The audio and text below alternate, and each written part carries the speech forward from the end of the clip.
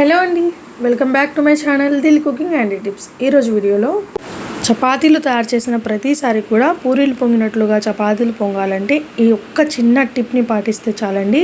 మనం ఇందులోకి అరటి పండుని కానీ లేదంటే ఎక్స్ట్రా ఆయిల్ని కానీ ఎలాంటివి కలపాల్సిన అవసరం లేదు. ఈ ఒక్క చిన్న టిప్ పాటిస్తే సరిపోతుంది. ఆ టిప్ ఏంటి అని తెలుసుకోవడానికి వీడియోని అయితే లాస్ట్ వరకు చూడండి.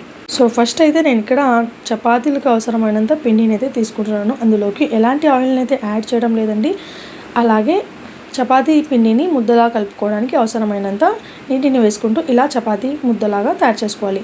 మరీ సాఫ్ట్గా కాకుండా మరీ గట్టిగా కాకుండా చక్కగా మధ్యస్థంగా కలుపుకుంటే సరిపోతుంది. తర్వాత ఆ పిండిని రెస్ట్ ఇవ్వాల్సిన అవసరం కూడా లేదండో. సాఫ్ట్గా అవ్వడానికి 15 మినిట్స్ 30 మినిట్స్ అని చెప్పేసి రెస్ట్ ఇస్తాం కదా, సో అలా రెస్ట్ ఇవ్వాల్సిన అవసరం కూడా లేదు.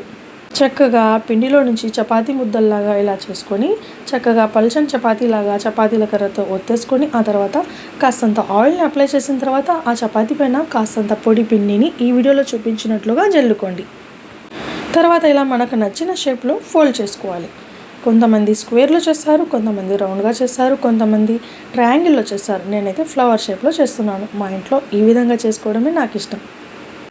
తర్వాత పొడి పిండిని చల్లుకుంటూ చపాతీలాగా ఒత్తేసుకోవాలి. తర్వాత బాగా కాలిన పెనం పైన చపాతీని వేసుకోవాలి. ఇప్పుడు రెండు సైడ్లు కూడా చక్కగా కాస్తంత ఆయిల్ని అప్లై చేసుకుంటూ కాల్చేసుకోవాలి. వీడియోని అయితే నేను ఎక్కడా కూడా అస్సలు మార్చలేదండి.